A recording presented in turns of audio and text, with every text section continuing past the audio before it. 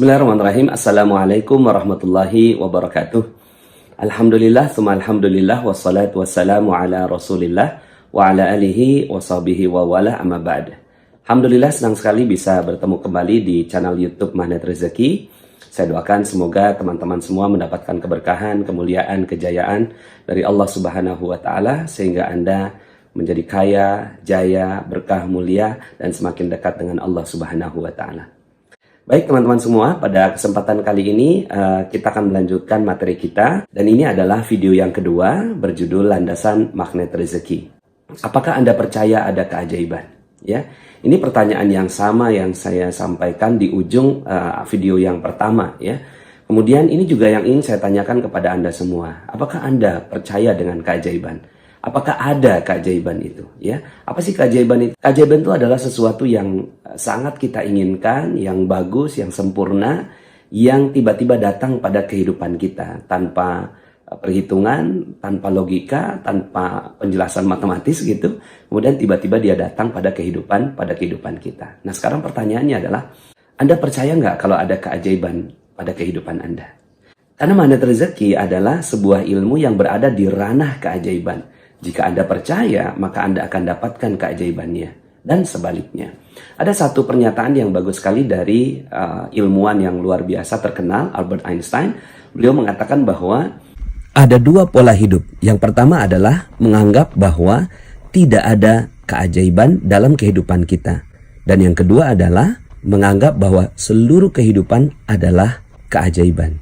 Dan Anda adalah benar. Saya pribadi memilih untuk percaya bahwa seluruh hidup adalah keajaiban dari Allah Subhanahu wa ta'ala.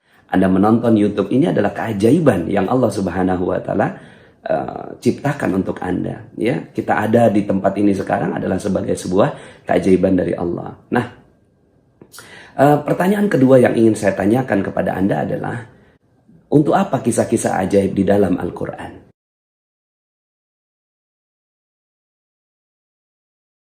Ya, ada banyak sekali kisah-kisah ajaib yang diceritakan oleh Allah Subhanahu wa taala di dalam firman-Nya. Nabi Musa membelah lautan, Nabi Daud membengkokkan besi, ya. Kemudian Nabi Ibrahim alaihissalam itu tahan dari api. Nabi Isa alaihissalam menghidupkan tanah liat menjadi burung. Nabi Muhammad SAW mengucurkan air susu dari jari jemarinya. Bahkan beliau ya bisa membelah bulan. Bagi sebagian orang mengatakan bahwa ini adalah kisah dongeng. Tapi bagi kita, Muslim, kita mempercayai dan mengimani bahwa keajaiban itu memang terjadi kepada para nabi dan rasul. Nah, sekarang pertanyaannya, untuk apa kisah itu diceritakan kepada kita? Mungkin Anda menjawab untuk menambah keimanan, menambah keyakinan, menjadi bukti bahwa beliau adalah benar-benar nabi dan rasul, ya. Menjadi bukti kenabian bahwa memang nabi itu ajaib. So, setelah itu what next? Apa setelah itu? Apakah hanya sekedar untuk menjadi bukti?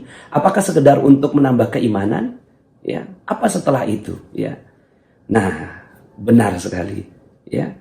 Ilmu atau kisah-kisah keajaiban yang diceritakan oleh Allah Subhanahu wa taala itu ya tujuannya adalah untuk dipraktekkan, ya.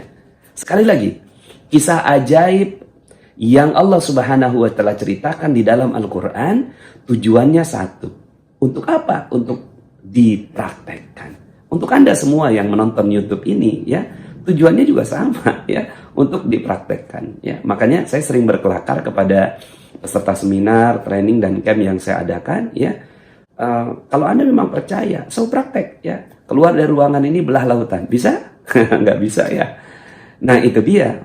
Dari awal kan tadi saya katakan bahwa keajaiban itu ada bagi mereka yang percaya. Kalau nggak percaya, emang nggak ada keajaiban. Sebenarnya kitab suci ini sama dengan buku resep, Bapak Ibu, ya. Untuk apa buku resep? Ya. Apakah buku resep ini hanya untuk dibaca, dilihat, ya, kemudian dipajang gitu ya untuk menjadi gaya-gayaan, atau buku resep satu tujuannya? Tujuan buku resep diciptakan adalah untuk dipraktekkan, ya. Benar sekali, untuk dipraktekkan. So, ya, untuk apa kisah-kisah keajaiban di dalam Al-Quran? Untuk dipraktekkan. Lalu kemudian mungkin ada yang bertanya, Pak Nas, kita kan bukan nabi, kayaknya kok Kayaknya kita nggak mungkin dia punya keajaiban gitu kan. Apakah iya kita punya keajaiban? Kita kan bukan nabi. Oke lah kalau begitu. Saya akan ceritakan beberapa kisah yang menjadi landasan dari ilmu magnet rezeki ini ya. Karena ilmu magnet rezeki adalah ilmu yang ajaib. Anda hanya duduk diam, rezeki datang sendiri. Itu kan ajaib ya.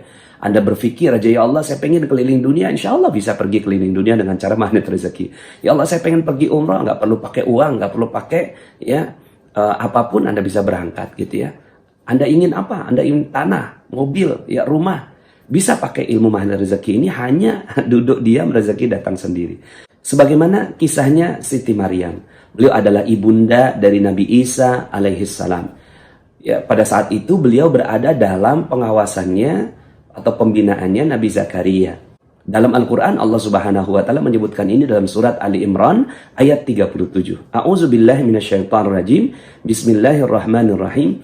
Fataqabbalaha rabbuha biqabulin hasanin wa anbataha nabatan hasanan wa kaffalaha Zakaria. Kullama dakhala 'alaiha Zakaria al-mihrab wajada 'indaha rizqa. Ya. Maka diterimalah ya Maryam ini dengan penerimaan yang baik, dirawat dengan baik oleh Zakaria. Nah, kullama dakhala 'alaiha Zakaria al-mihrab.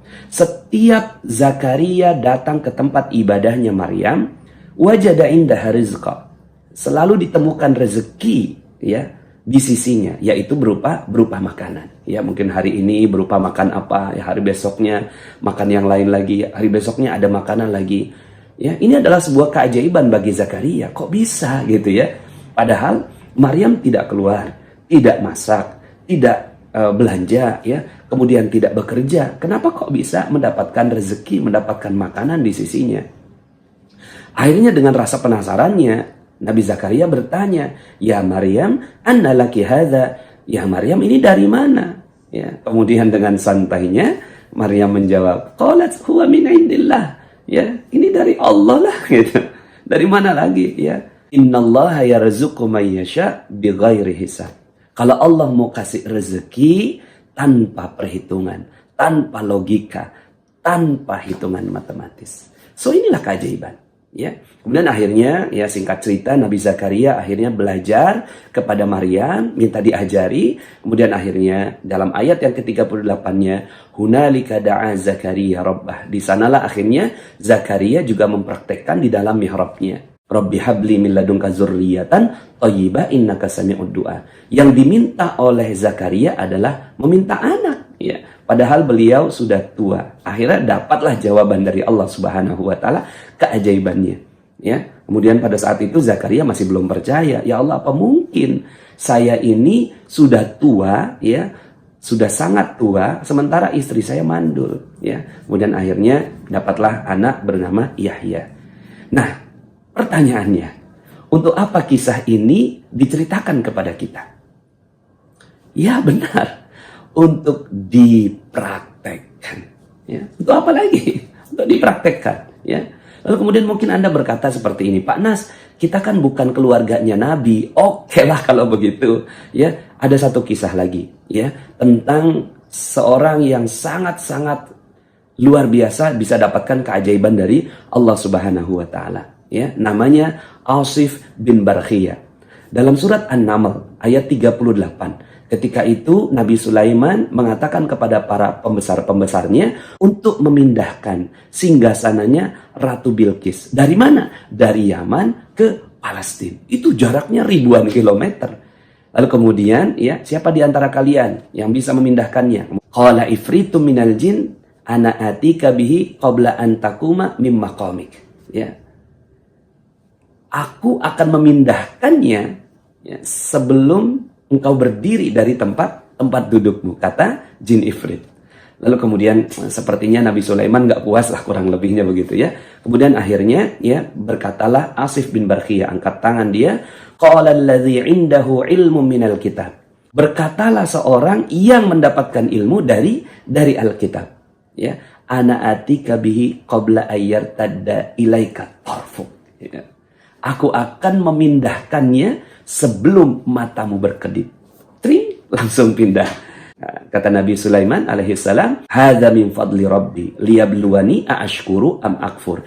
Ini adalah karunia dari Tuhanku untuk menguji apakah aku bersyukur ataukah aku kufur pada nikmat Allah Subhanahu wa taala. Ini yang melakukannya bukan nabi, belum Nabi Sulaiman begitu ya. Ini baru muridnya ya yang sukses menjalankan ilmu keajaiban ya.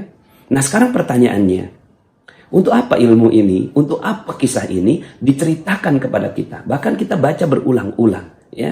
Kalau Anda sering membaca Al-Quran, ini kan sering ketemu nih ya. Kemudian ketemu lagi kisah ini, berjumpa lagi dengan kisah ini, diulang-ulang oleh Allah Subhanahu wa taala.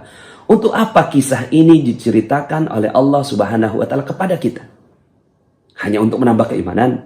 Hanya untuk menambah keyakinan? Tidak. Untuk dipraktekkan ya.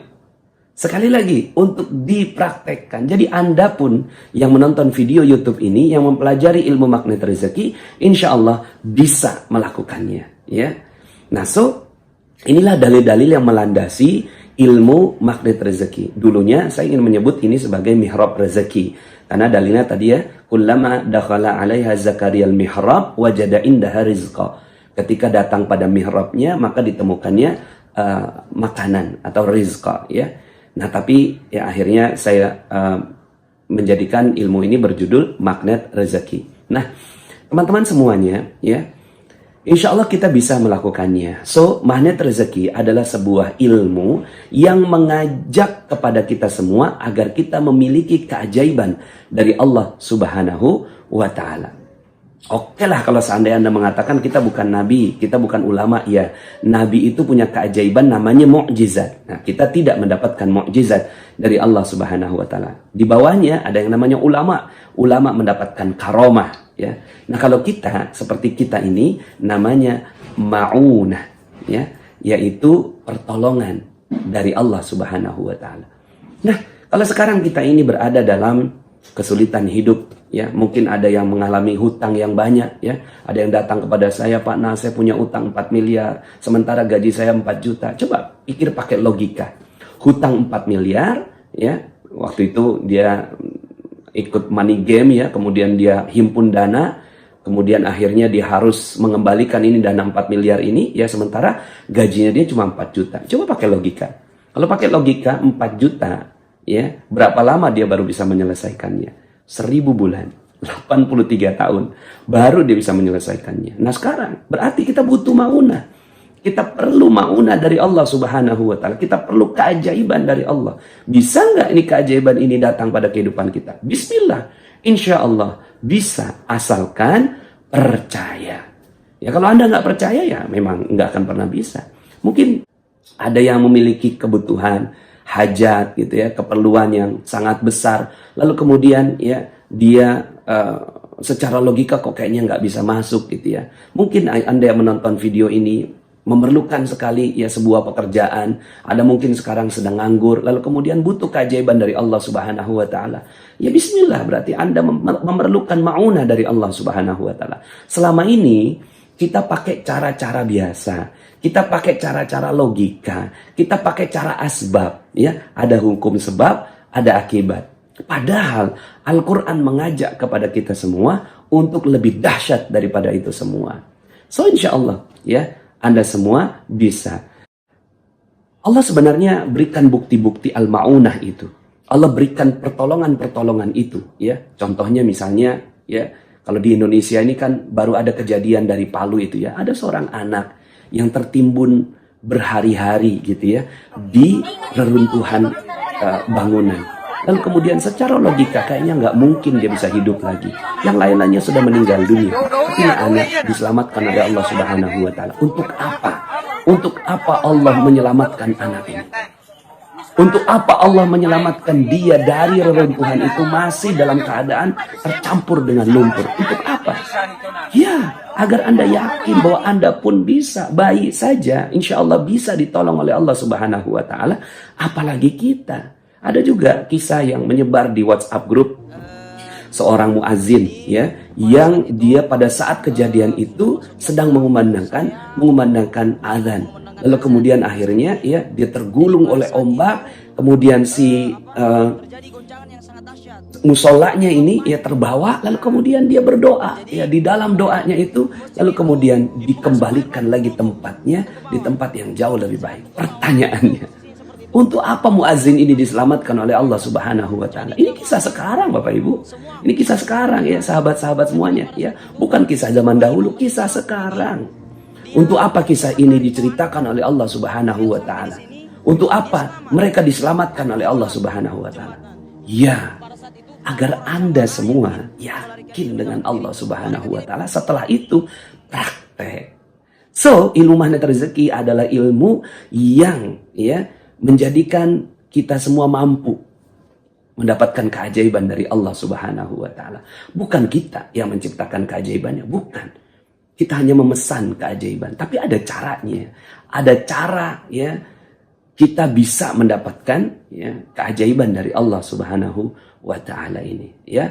So, kita akan lanjut dalam video berikutnya ya. Kalau Anda udah nggak sabar lagi menunggu penjelasan saya dalam YouTube, silahkan Anda ke Telegram yang ada di deskripsi di bawah ya, dan silahkan juga ajak teman-teman Anda untuk gabung di channel YouTube ini. Mungkin ada teman-teman Anda yang sedang mengalami kondisi yang sedang memerlukan bantuan dari Allah Subhanahu wa taala. Mungkin dia sedang membutuhkan maunah dari Allah. Yuk ajak masuk ke dalam channel ini. Semoga kita bisa membantu mereka semua ya. Terima kasih, sampai jumpa dalam video berikutnya. Billahi taufiq wal hidayah. Wassalamualaikum warahmatullahi wabarakatuh.